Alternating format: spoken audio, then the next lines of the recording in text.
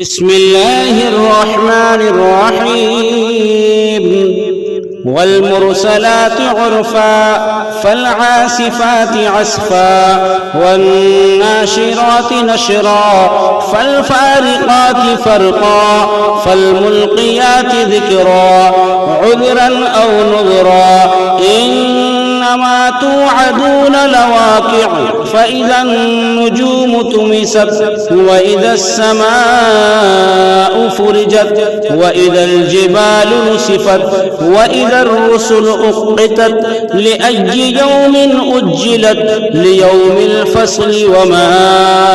أدراك ما يوم الفصل ويل يومئذ للمكذبين ألم نهلك الأولين ثم نتبعهم الآخرين كذلك نفعل بالمجرمين ويل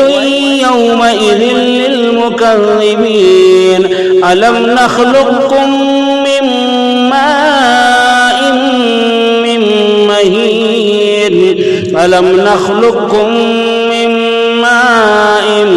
مهين فجعلناه في قرار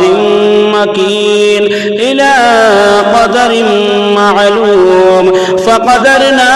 فنعم القادرون ويل يومئذ للمكذبين ألم نجعل الأرض كفاتا أحياء وأمواتا وجعلنا فيها رواسي شامخات وأسقيناكم ماء فراتا ويل يومئذ للمكذبين انطلقوا إلى ما كنتم به تكذبون انطلقوا إلى ظل ذي ثلاث شعب لا ذليل ولا يغني من اللهب إنها ترمي بشرر كالقصر كأنه جمالة صفر ويل يومئذ للمكذبين هذا يوم لا ينطقون ولا يؤذن لهم فيعتذرون ويل يومئذ للمكذبين هذا يوم الفصل جمعناكم والأولين فإن كان لكم كيد فكيدون ويل يومئذ للمكذبين إن المتقين في ظلال